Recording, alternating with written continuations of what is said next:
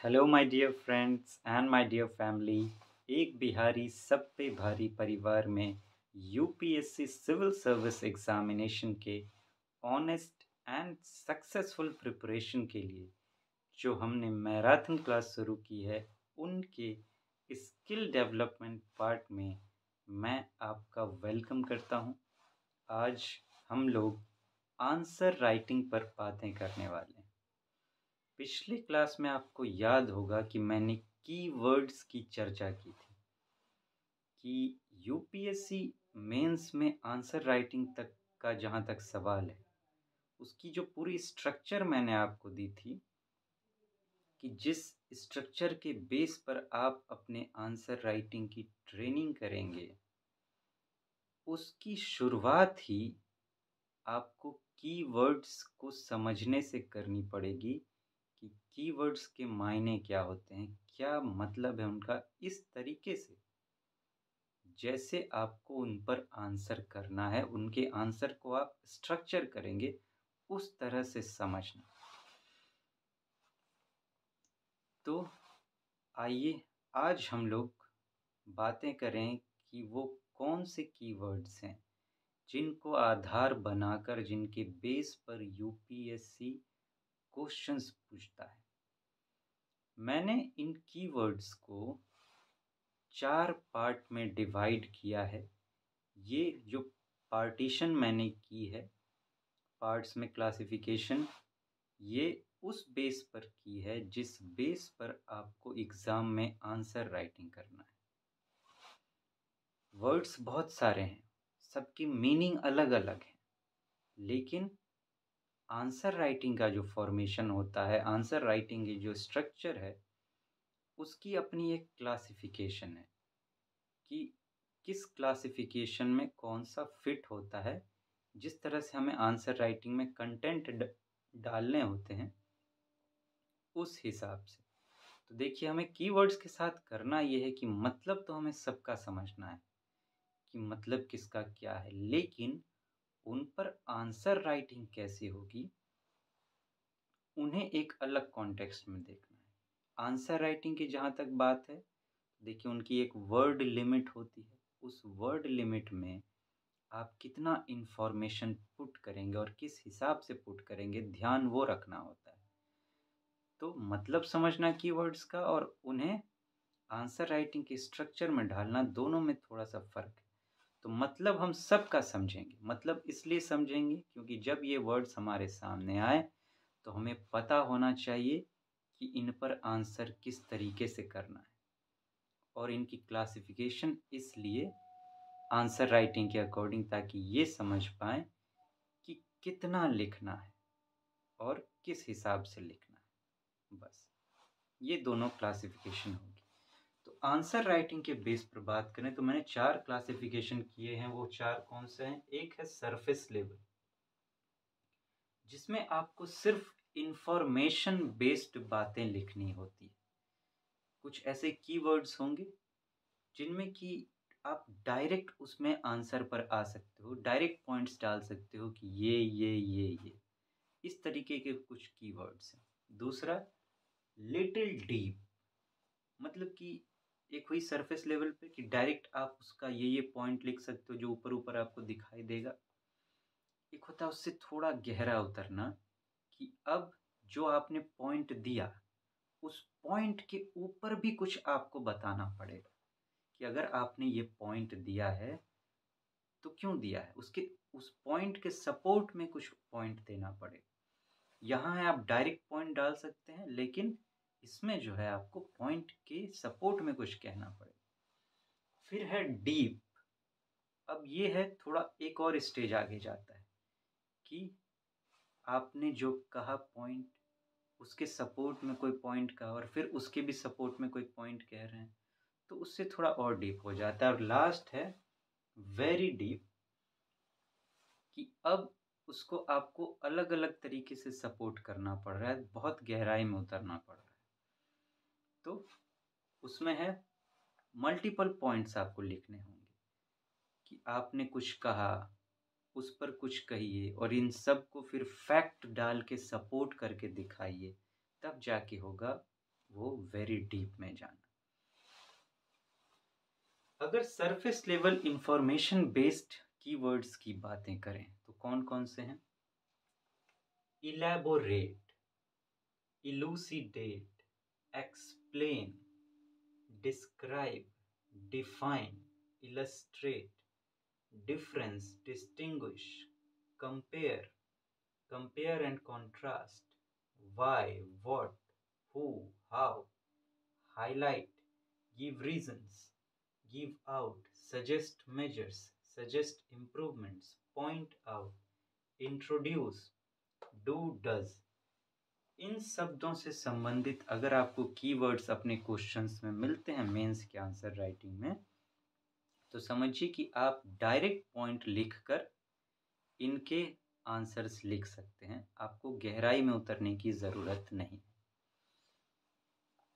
यहाँ आते हैं लिटिल डीप, डिस्कस, इसमें जो कीवर्ड्स हैं discuss, comment, bring out, identify, do you think, account for, in your opinion, Conway. ये सब वर्ड्स अगर आपको मिलें तो समझिए आपको एक लेवल और उसमें उतरना है, एक पॉइंट को सपोर्ट करने के लिए एक पॉइंट और वहाँ पे देना होगा। खैर हम सब वर्ड्स पर जो पहले बात कर लेते हैं कीवर्ड्स पर, फिर उसके बाद में कहूँगा आगे की बात। उसके बाद है डीप, इसमें जो वर्ड्स हैं justify, substantiate, prove, analyse, examine, evaluate, assess. ठीक, फिर है वेरी डीप, उसमें आपको मिलेंगे क्रिटिकली एनालाइज, क्रिटिकली एग्जामिन। तो आंसर राइटिंग के बेस पर ये क्लासिफिकेशन है। शॉर्ट में आंसर राइटिंग की क्लासिफिकेशन क्यों की है मैंने? क्योंकि अगर इतने सारे आंसर राइटिंग के मैं क्लासिफिकेशन करूँगा तो ऐसे ही आपके दिमाग में टेरर मच जाएगा कि आप फिर आपका दिमाग आतंकित हो उठेगा। फिर एग्ज़ाम में आप बहुत ज़्यादा कन्फ्यूज़न में चले जाएंगे, आपको हर एक कीवर्ड पर बहुत ज़्यादा सोचना पड़ जाएगा, क्योंकि जितने क्वेश्चन होंगे उतने कीवर्ड्स होंगे। समझिए, हो सकता है 20 क्वेश्चन हो तो 20 के 20 कीवर्ड्स अलग-अलग हैं। तो फिर आप 20 बार वैसे सोचेंगे तो फिर उसमें टाइम बहुत खप जाएगा और उसकी ज़रूरत भी नहीं है। बस ये है कि मतलब पता होना चाहिए, दिमाग में मतलब आया, उसको खटाक से कनेक्ट कीजिए कि ये किस पार्ट से संबंधित है। सरफेस लेवल पे जिसमें इंफॉर्मेशन की बात लिखनी है, डायरेक्ट पॉइंट पे आना, या लिटिल डीप, डीप या वेरी डीप, किसकी बात कही जा रही है। अब मैं आपको ये हमारी आज की क्लास में हमें ये देखना था, आप इन्हें एक पेपर में रख लें अपने पास समेट के सेफली। ये आपके बहुत काम की चीज़ है, इसके बिना आंसर राइटिंग करना संभव नहीं है। अगर आपने इस पार्ट को छोड़ा तो समझ लीजिए कि बहुत इम्पोर्टेंट कड़ी छूट जाएगी, या मैं यूँ कहूँ कि आंसर राइटिंग का जड़ ही नहीं रहेगा आपके पास। और जड़ नहीं रहेगा तो आपका पेड़ आप कितना भी बड़ा बना लीजिए वो सूख जाएगा। तो अब हम लोग नेक्स्ट क्लास से क्या करेंगे कि इसमें से जो बहुत ही इम्पोर्टेंट वर्ड्स हैं उन्हें डेप्थ में समझने की तो सबको कोशिश करेंगे, सबको समझेंगे, लेकिन जो बहुत इम्पोर्टेंट वर्ड्स हैं जिनके लिए थोड़ा डिटेल में जाने की ज़रूरत है, उन पर नोट्स की भी ज़रूरत है, उन पर मैं डेप्थ में बातें करूँगा। जिन्हें समझाने की ज़रूरत है, जहाँ समझ से काम हो जाएगी वहाँ समझाऊँगा, और जिनके लिए आपको नोट मेकिंग की ज़रूरत पड़ेगी कि इसमें इस तरीके से जाना है, इसमें एग्ज़ाम्पल भी मुझे आपको अगर देना पड़ेगा कहीं पर तो मैं वो भी दूँगा कि इसकी देखिए ये इस तरह से एग्ज़ाम्पल होगी, इस तरह से आप आंसर राइटिंग करेंगे। जहाँ ऐसी ज़रूरत होगी वहाँ जिसकी जैसी ज़रूरत होगी वैसे करेंगे। और जब इन कीवर्ड्स को समझ लेंगे, हम इनसे पार पा जाएंगे, तो फिर क्या करना है, ये जो मैंने कैटेगरी बनाई है इस पर काम करना है कि इस पर आंसर राइटिंग कैसे करना है। इतने वर्ड लिमिट है, इतना टाइम आपके पास है, तो एग्ज़ाम बेस्ड प्लानिंग के अकॉर्डिंग मैं बताऊंगा कि इस पार्ट में आपको कितना कंटेंट डालना है, क्या क्या कैसे कैसे लिखना है, और कैसे उसी वर्ड लिमिट में आपको ये पूरा हो जाएगा और इतने टाइम में आप इसको लिख पाएँगे, वो कैसे लिख पाएँगे, वो भी मैं आपको बताऊँगा। एक-एक पार्ट आंसर राइटिंग का जो होता है और इन्हें समझ लेने के बाद, इन पर काम कर लेने के बाद फिर जो आंसर राइटिंग का पूरा स्ट्रक्चर है, आपको याद होगा मैंने आपको दिया था पूरा स्ट्रक्चर, फिर उस पर हम लोग काम करेंगे और आंसर राइटिंग सीखेंगे। ऐसे कि यूपीएससी कैसे भी क्वेश्चन पूछे, आप तुरंत उसका आंसर दिमाग में सोच सकें और फिर तुरंत स्ट्रक्चर भी तैयार कर सकें। समझें, सोचें और लिखें। इन 3 पार्ट को आप क्विकली कर सकें जो इस एग्ज़ाम की डिमांड है। तो फिर मिलते हैं फ्रेंड्स, तब तक आप अपना ध्यान रखें। Take very good care of yourself. See you soon. Thank you. मैं सोच रहा हूँ बेटर होगा कि वो स्ट्रक्चर आपको फिर से दिखा दिया जाए, जो आंसर राइटिंग की स्ट्रक्चर मैंने आपको दी थी, जो पूरा स्ट्रक्चर है कि इस तरह से हमें आंसर राइटिंग की ट्रेनिंग करनी है। ऐसा मैं इसलिए करना अपना धर्म समझता हूँ क्योंकि आप नए फ्रेंड्स हमारे जुड़ते रहते हैं, तो वो चाहें तो ऐसा तो मेरा नेचर नहीं है कि मैं आपसे कहूँ कि आप मेरे वीडियोज़ जाकर देखें। वो आपकी मर्ज़ी की बात है, वो आपकी प्राइवेसी है अपनी, लेकिन मेरा जो धर्म बनता है, वो मुझे करना चाहिए। तो give me a second, I will come with that notebook.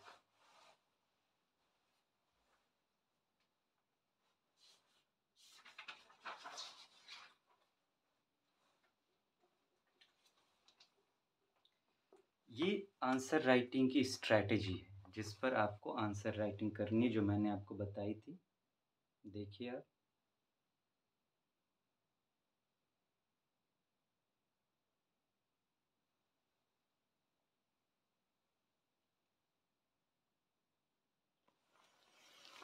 इस तरीके से हमें आंसर राइटिंग की हमारी ट्रेनिंग करनी है। ये बहुत रिसर्च के बाद मैंने इसको ढूँढा है। The possible most perfect possible technique जिस पर क्विकली सब कुछ किया जा सकता है। कहते हैं जो भी टाइमिंग है यूपीएससी की और जिस वर्ड लिमिट में करना है, उससे भी क्विकली कैसे किया जाए, उस बेस पर मैंने इस रिसर्च से इस टेक्निक को ढूँढा है। उससे भी जल्दी कैसे कर लें, ताकि हमें थोड़ा टाइम एक्स्ट्रा मिल सके, कहीं करेक्शंस अगर करना हो तो उसके लिए। Okay friends, thank you so much.